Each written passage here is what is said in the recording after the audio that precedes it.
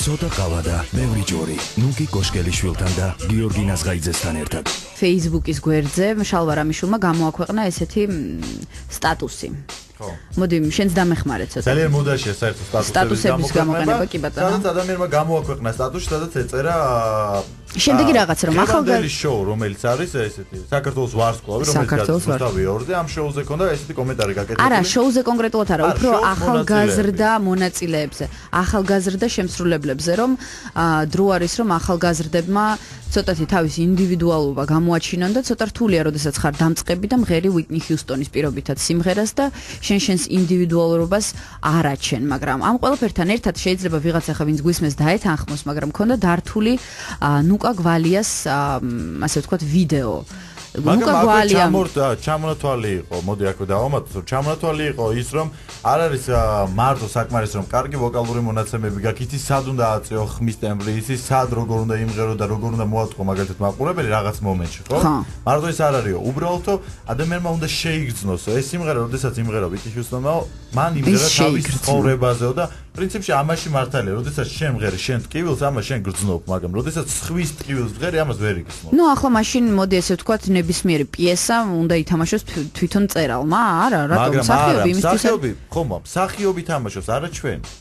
ხო, მესმის, მაგრამ მსახიობი იმისთვის ხო, მაგრამ მომღერალი მღერის, ხო? სხვა ხო ვერ იმღერებს, ასე რომ მე არ ვეთანხმები ამაში. მაგრამ მოცად. ნუკა გვალია, თქვენ ყველა მიცით, ძალიან ნიჭიერი გოგონა არის, რომელიც ახლა იღებს მონაწილეობა საქართველოს ვარსკვლავში, არის ეკა კვალიაშვილის ქალიშვილი. ქალიშვილი.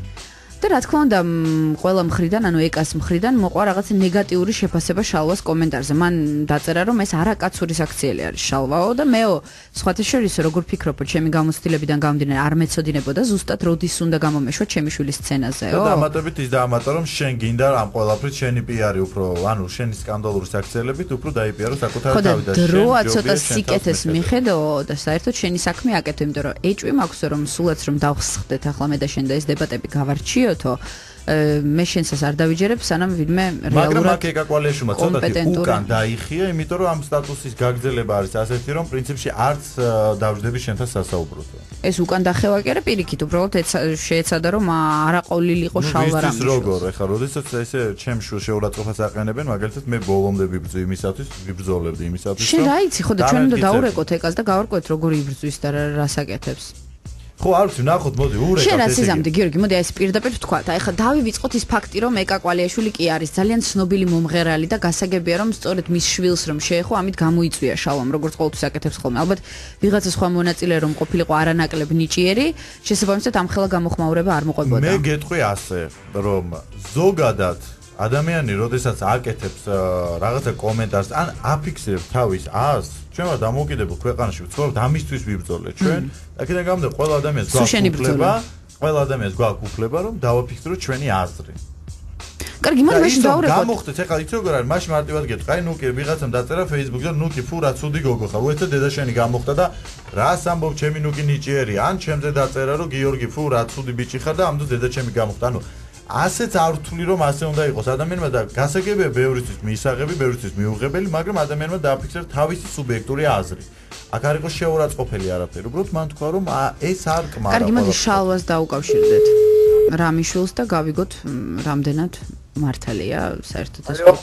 შალვა გამარჯობა, ეს არის გადაცემა ცოტა ყავა და ბევრი ჭორი, ნუკი კოშკელიშვილი და გიორგი ნაზღაიძე გირეკავთ როგორ ხარ? საიდან ეკავთ კაცრავად? გადაცემა ცოტა ყავა და ბევრი ჭორი რადიო აფხაზეთის ხმა. დიახ, ისმენ. შალვა, ესე იგი გამარჯობა პირველ რიგში, როგორ ხარ? ეთერში ვარ? ეთერში ხარ. მალადეც. ისმენ. შალვა, გაები ჭორების, ასე ვთქვათ, ეპიცენტრში ხარ შენ. ეკა კვალიაშვილთან დაპირისპირებაზე გირეკავთ თუ მიხვდი? გადაპირისპირება. სტატუსი რომელიც შენ გამოაქვეყნე ვარსკვლავთა საქართველოს ვარსკვლავ ესეთი კონკურსი რომ არის ეკა კვალიშვილის ქალბატონის ვიდეო რომ ქალიშვილის ვიდეო რო ატვირთე და ქვემოთ რომ დაურთე რომ ვიტნი ჰიუსტონის სიმღერა არ უნდა იმღეროს ყველა, რადგან არ არის საკმარისი ვოკალური მონაცემები და ასე შემდეგ. უბრალოდ სტატუსის ტექსტი გაქვს მან თან. კი, რა თქმა უნდა. ციტირება ზუსტად მოახდინოთ, იქნებ ხა დიდია ეს სტატუსი, მაგრამ იქ სად იყო? ხო და მოდი მაშინ მაგაზე ვილაპარაკოთ, რატომ არის ამ ხელა სტატუსი, ანუ ესე გულზე მოგხვდა შენ თუ? არა, მე თავს თვლი ადამიანად კომპეტენტურად შალვა? კი. კომპეტენტური ხარ მუსიკაში? კი, კომპეტენტური ვარ. მართლა ის რაღაც ახალი მხარე აღმოაჩინეთ ჩვენ შალვა რამიშვილს. არა, მე რატო გეუბნებიც ამას, იმიტომ რომ შემდეგ სტატუსებში რაც ნიშნავს ახალი. მე ვიყავი და ეს რამიცის საქართველოში ერთ-ერთი ყველაზე წარმატებული რადიოს და ერთ-ერთი ყველაზე წარმატებული კი, მაგაში ანუ მუსიკალური განათლებაც გაქვს. არა, მუსიკალური განათლება არ არის აუცილებელი რომ გქონდეს, ანუ სადაო. ხო, მაგრამ შალვა ხო არის საჭირო, როდესაც ადამიანს მუსიკა ვიდაოთ. რაზე ვიდაოთ, ჩემს კომპეტენციაზე თუ იმაზე თუ რა დავწერო. არა, არავითარ შემთხვევაში არ გვინდა ჩვენ დავა. ჩვენ უბრალოდ საუბრობთ იმაზე, რომ ჩვენ გამოხატე კითხვა დასვი ესეთი და მე შემიძლია ჩემი მოსაზრება თქვა იმის თაობაზე თუ რატო შეიძლება არა კონსერვატორია დამთავრებულ ადამიანსაც ეთქმოდეს სიტყვა შოუ ბიზნესში. ხო, მიდი მაინტერესებს. თუ ეს არ არის ხალხი თქვენთვის, ხო, მუსიკალური რადიოს გამყვანებისთვის და ამ საქმეში მეტნაკლებად გარკვეულებისთვის, თუ როგორ შეიძლება იყოს კომპეტენტური ადამიანი, რომელსაც არ 7 წლები, არ 10 წლები, არ საგუნდოს არ დირიჟორო, არ დაუმთავრებია, ამაზე შეგვიძლია ვილაპარაკოთ, მაგრამ მე მგონი გვიანია უკვე. არა, შალვა, ჩვენ ვიცით, რომ შენ ნამდვილად ძალიან წარმატებული რადიო გქონდა და ჩვენ უბრალოდ ვიკითხეთ, იქნებ კიდევ მუსიკალური განათლებაც გქონდა ამასთან ერთად. არა, მუსიკალური განათლება იმისთვის, რომ იყო პროდიუსერი, მუსიკალური განათლება. მე არ ვავალობ საუნდ ინჟინერინგს და კარგი, მოდი ამ თემას შევეხოთ ჩვენ რეალურად გელაპარაკებით ჩვენს კომენტარზე. ანუ რამე გამოხმაურება თუ მოყვა, იმიტომ რომ ვიცით რომ ეკას რაღაცა ნეგატიური რეაქცია ქონდა და არ ვიცი, ხა ეკა კვალიაშვილს რატო ეგონა რომ მე მისი ქალიშვილის ვოკალურ მონაცემებს ვიდეო გედო პირდაპირ ზემოდან დაურთე ვიდეო. ხო, არა, ვოკალურ მონაცემებს ან მისი ქალიშვილის სხვა ტექნიკურ შესაძლებლობებს ეჭქვეს ვაყენებ. მე ზოგადად გამოვხატე. ხო, მაგრამ როდესაც შენ გამოვხატეს კომენტარი, ესე მოხდა რომ ზემოდან ვიდეო დაერთო მის. იმიტომ რომ ჩემი პოზიცია რომ გაიგოთ, თუ შეიძლება მომისმინოთ და მე შემეკითხეთ კი ბატონო მზად ვარ. ესე იგი მე გამოვხატე ესეთი შემდეგი მოსაზრება, რომ იმისთვის რომ სიმღერები, რომლებიც სიმღერეს soul-დივებმა, ჩაკა ხანმა, უიტნი ჰიუსტონმა არის ბევრი ესეთი შავკანიანი soul-დივები, ესეთი თვაკე მიმართულებაა.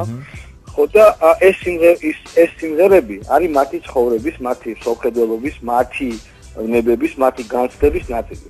როდესაც ქართველი ახალგაზრდა გოგონა, რომელსაც ასე არ უცხოვრია, რომელსაც არ იცის ასე კარგად ენა და რომელიც არ არის სიმღერაში გასაგზავნებული ამას მღერის, ამას ჩემთვის გარკვეულწილად კოპირების ხო, მაგრამ მაპატია შალვა რომ გაწყვეტინებ, მაგრამ ალბათ მომღერალის ერთ-ერთი კომპონენტი რაც სავალდებულოა არის არტისტიზმი, ხო? ჩვენ ახლა ვერავინ ვერ ვიქნებით პუშკინები და ვერ ვითამაშებთ იმას რაც შესაძლოა უნდა გაითავისოს ეს ყველაფერი, ანუ ისევე წინააღმდეგები შეშინდეს. 18 საშინელება როცა ბავშვები აკეთებენ ამას. აი ამას აკეთდა ამ სარწმუნო გამოცდილების მქონე მომღერლები ამას შვებიან. მე ეს არ მომწონს სასტიკად და მიმაჩნია რომ მათ უნდა იმღერონ ქართულ ენაზე, მხოლოდ ქართულ ენაზე და იმღერონ ისეთ რაღაცეებზე, რაც ან მათ განიცადეს, ან შეუძლიათ როლში შევიდნენ, იმიტომ რომ სიმღერა არ არის მხოლოდ ვოკალური მონაცემების დემონსტრირება.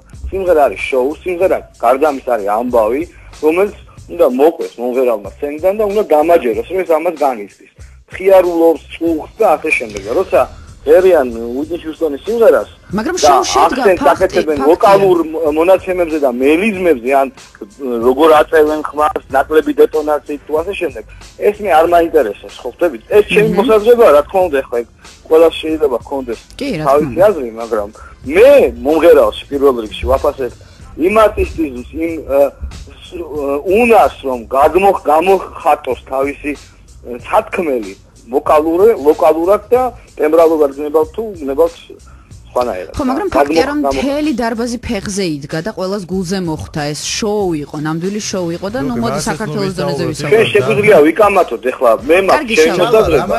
და თქვენ გაქვთ თქვენი და მე ვთქვი რომ ეს არ არის. არა, კი, ეს არ არის შოუ. უბრალოდ ეს ყველაფერი გასაგებია რომ ადამიანებმა უნდა შეასრულონ ის სიმღერები რომელიც მათ გულთან არის, მაგრამ ეს სიმღერები რომელმაც მოიტანა ჩვენამდე მოვიდა ეს სიმღერები ჩვენ ხო არ უნდა გავანადგუროთ, ანუ ადამიანები ვიტნი გარდაიცვალა.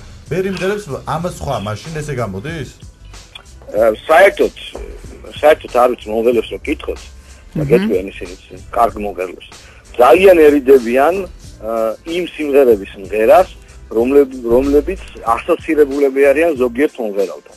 აი ძალიან დიდი გზავრი და შიშით არიან აი ამ სიმღერებთან. ეშინიათ ანუ ამ საკითხად ძალიან ფაქიზად უნდა მივუძგეთ, ხო გესმის არა? Whitney Houston-ის სიმღერები, რომლებიც ჩვენ დაგვამახსოვრდა როგორც Whitney Houston-ის სიმღერები და განუყრელია ჩვენ სახმაში ამ მომღერალთან ან ნებისმიერ სხვასთან. I said a little prayer, ხო? ეხა არედა ფრანკლინმა რო იმღერა. ძალიან უნდა გაბედე რომ შენ ყველაფერში გეთანხმები შალვა აბსოლუტურად. მაგრამ შენ აღნიშნე რომ Whitney Houston-ს ფაქიზად უნდა მოექცათო და ეკა კვალიაშვილი რამდენთაც მე ვიცი შენი მეგობარია და მას რატომ არ მოექეცი ფაქიზად? აი ამ შენი სტატუსის მერე იმის მერე რაც დაინახე რომ ეკა გაბრაზ და გადაურეკე. ცოტა გამხელილი ჯობს რომ მე არ ვიცოდი ვინ იყო კვალია. ეგეც ათორ მაგ შემთხვევაში აღარ დაწერდი მაგას. შეიძლება არ გამეკეთებინა, მაგრამ ნუ მე გულახდილად გეუბნები რომ არ ვიცოდი. გარდა ამისა, სრულად გაუგებარია რატო ექინა ასე. მე ვთქვი ზოგადად ამ ყველაფერზე და მე მგონი არც ამ გოგონას არ აქვს პრეტენზია რომ მისი როგორც მომღერლად ჩამოყალიბება დასრულებულია. ზოგადად ეს კომენტარი სტატუსი ამ გოგონას მიმართულებით უნდა ყოფილიყო თუ უფრო მასწავლებლების მიმართ, იმიტომ რომ ის ხომ არ არჩევს სიმღერას, რეალურად მასწავლებელი ურჩევს მას. არა, გეტყვით. ეს არის გემონების პრობლემა. ეს არის ის პრობლემა, რომ ახალგაზრდებს, რომელსაც კარგი ვოკალური მონაცემები აქვს, არ აქვს სურვილი რომ გქონდეთ ბევრი ინფორმაცია. ანუ არ აქვს ჟანრებზე ინფორმაცია, არ უნდათ სხვადასხვა ჟანრის მუსიკის მოსმენა და ან ყოველ შემთხვევაში ახალგაზრდული მაქსიმალიზმით ცდილობენ მხოლოდ ერთი ყაიდის მუსიკის მოსმენას. აი დავუშვებთ კიდევ ერთხელ soul diva არის ცალკე მიმართულება იწერება სიმღერები, რომელსაც ასრულებენ კონკრეტული ადამიანები, კონკრეტული ტემბრალურ დიაპაზონში და რაღაც კონკრეტული ტექნიკით. კი, რა თქმა უნდა. მეორე გათვლა არის, რომ ეხლა რეალურად დაუბრუნდეთ თემას და მაინტერესებს თუ ქონდეს ეკა კვალიაშვილთან ამის მერე საუბარი, ანუ აი ამ ასე ვთქვათ. არა, მე არ მქონია და თუ მე მას გული ვატკინებოდი საზღვარგარეთ, თუმცა კიდევ ერთხელ ვამბობ, რომ მე არ ვსუგდა ეს და მე არანაირი ავერც წარმომედგინა, რომ ეს შეიძლება ასე ხდება და მე მესმის ის გოგონა ეხლა იღებს კონკურსში მონაწილეობას, მე მესმის ისიც რომ მისი შვილია და რა თქმა უნდა ეხლა გულშემატკივრობს კი არა, აქვს კიდევაც ამაყობს, რომ დასეონო გოგონაა გარეგნობით და ტექნიკას გადაყობს, მაგრამ თავად ამ გოგონასთვისაც არ ვიცი გვისმენს თუ არა ანიშნებს გადასცეთ, არ სჯობს რომ როცა ეს კონკურსი დამთავრდება, ერთმანეთს მოიგოს, ხო? საერთოდ სამწუხარო ტენდენცია კონკურსებს იგებენ და მერე ხრებიან საერთოდ, ხო? ეგ კიდევ საკ თემაა, მაგაზე სალაპარაკოთ, იმიტომ რომ ეს ხო კონკურსი. ძალიან დიდი მადლობა შალვა იმისთვის რომ ჩაგვერთვა. ჩვენ ესეთ კომენტარს გავაკეთებდით მაინც რომ არეტა ფრანკლინის Say Little Praise არაჩვეულებრივად ასევე დაიანა კინგიც ასრულებს და რა ვიცი, სადაო ალბათ მაინც რა. დაიანა კინგი მოიყვანე კიდე მეორე soul diva, ხო გესმის, იფიქრა და იმღერა. ბოლოს და ამან. ხო, მაგრამ ნუ მაინც ხო ხედავ, დავთ, შესაძლებელი ამაზე დავთ. ვიდაოთ კიდე. დიდი მადლობა შალვა, ნახვამდის, მადლობთ რომ ჩაგვერთვით. მადლობა გემშვიდობებით. კარგი, რა სიტყვი რომ ეკასაც დაურეკოთ. რაღაცა შალვას ცოტა შეეშინდა, მგონი არ ვიცოდიო რომ ეკას შვილი იყო ისო ესო. უფრო კონკრეტულად ყველაფერი, იმიტომ რომ სამხარეს საერთოდ არ უნდა მოусმოთ და მოусმოთ ორივე მხარეს და ჩვენ უბრალოდ ვარკვევთ. ხო, რა თქმა უნდა. ჩვენ არ ვესწრებთ. ალო, ეკა გამარჯობა რადიო აფხაზეთის ხმიდან გირეკავთ გადაცემა ცოტა ყავა და ბევრი ჭორი გიორგი ნაზღაიძე და ნუკი კოშკელიშვილი. ხო, გენაცვალ. მოგესალმებით, ეკა როგორ ხარ? არა ვიშავს, როგორ ახალ თქვენ?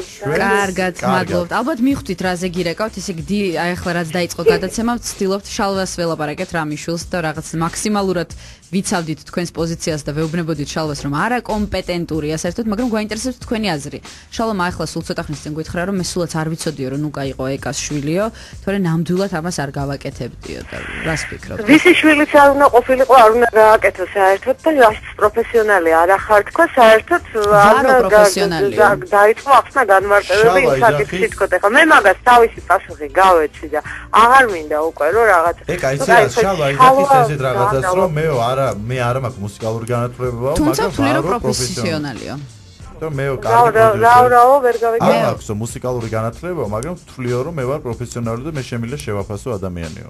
რაში ხარ პროფესიონალი? ნუ მე მქონდა ყველაზე რეიტინგული რადიო და ბევრი შეხება მქონდა მუსიკასთანო და შესაბამისად გადასარევად შემიძლია. იცი რა არის? უბრალოდ რაღაცა ისეთი არ უნდა თქვა ადამიანმა, როდესაც გამოიწვევს რაღაცა დაცინვას, მეტი არაფერი და ელემენტარულად ხა ჯერ ერთი შალვა რამიშვილის ნათქვამი მინდა გითხრა სასაცილოდ არ იყო ხალხს და მე მაგას გავეცი პასუხი და საკმარისია მე მგონი რა ამდენი შალვას ნათქვამი ხა არ არის რომ ჟურნალ გაზეთებშიც დაიწერა და ეხა რადიოში არ მგონია რომ შალვა ეხა ის პერსონა იყოს რომელზეც შეიძლება ესე ამდენი ილაპარაკოს ხომ არის მოქმედა ამ კომენტარმა ნუკაზე ანუ კონცერტზე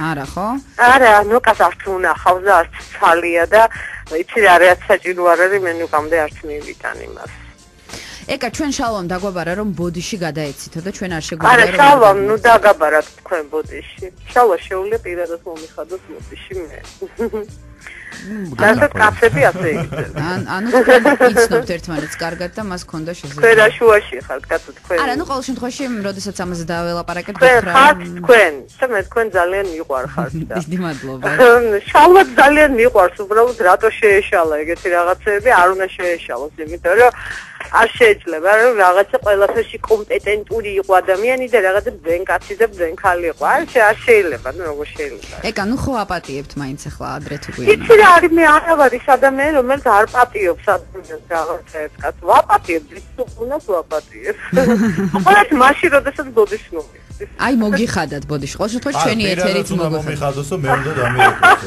მართლა ის არის ადამიანი არა კი მაგრამ ძალიან ჩვენ ესე იგი ეკა შენ გამოგეცით ბოდიში შალვას ესე მე მგონი უფრო თქვენი იმპროვიზაცია არა ჩვენ უბრალოდ იმიტომ თქვენ ძალიან გულკეთილი და ზილობიანი და კარგად აღზრდილი მე მგონი ძალიან დიდი მადლობა თქვენ და წარმატებებს უსურვებთ ნუკას პირველ რიგში იმიტომ რომ ძალიან გულშემატკივრობთ და ძალიან დიდი საყურელოა ხო აი მეც გადართული ვარ ახლა მე ძირითადად ნუკას ვერც ნახულობ იმიტომ რომ ნახულობ ხოლმე როდის იცი კონცერტების დროს თუ მოვახერხე როზებით ავძვერი და ერთი წუთი შევხედე იქ ნუკას საერთოდ რა თუ არა და კონცერტის მერე მადლობა ეკა რომ ჩაგვერთვე და წარმატებებს უსურვებთ დიდი მადლობა ხა რადიოში ვიყავით ალბათ ხო